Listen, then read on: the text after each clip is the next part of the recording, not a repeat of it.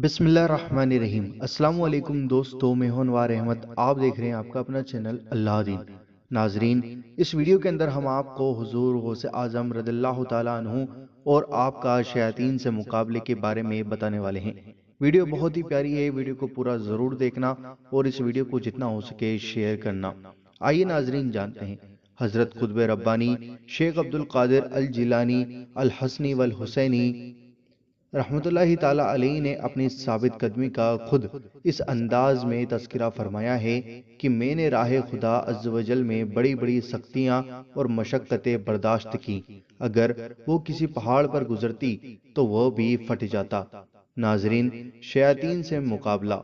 हजरत शेख उस्मान अस्सरीफ़ी रहमतुल्लाहि ताला अलैहि फरमाते हैं, मैंने शहंशाह बगदाद हुजूर गौस पाक रहमतुल्लाहि ताला अलैहि की ज़बान मुबारक से सुना कि मैं शब रोज बियाबानों और वीरान जंगलों में रहा करता था।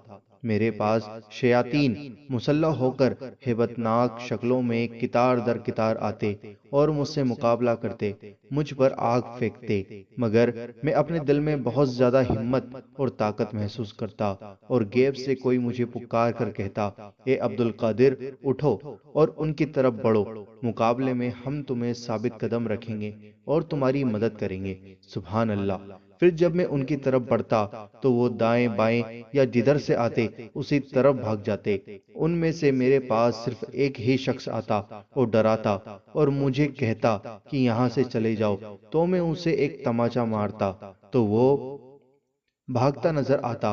फिर मैं ला हौला वला कुव्वता इल्ला बिल्लाहिल अलील अजीम पढ़ता तो वो जलकर खाक हो जाता। दोस्तों, यह वाकया गौस पाक रहमतुल्लाहि ताला अलैहि के हालात किताब के अंदर लिखा हुआ है। मुझे उम्मीद है कि आपको गौस पाक की यह करामात बहुत ही ज़्यादा पसंद आई होगी। इस वीडियो को लाइक करो, शेयर करो, चैनल पर नए हो तो सब्सक्राइब करके बेल आइकन ज़रूर दबा दो ताकि आपको हमारी हर आने वाली वीडियो का नोटिफिकेशन मिल जाएगा।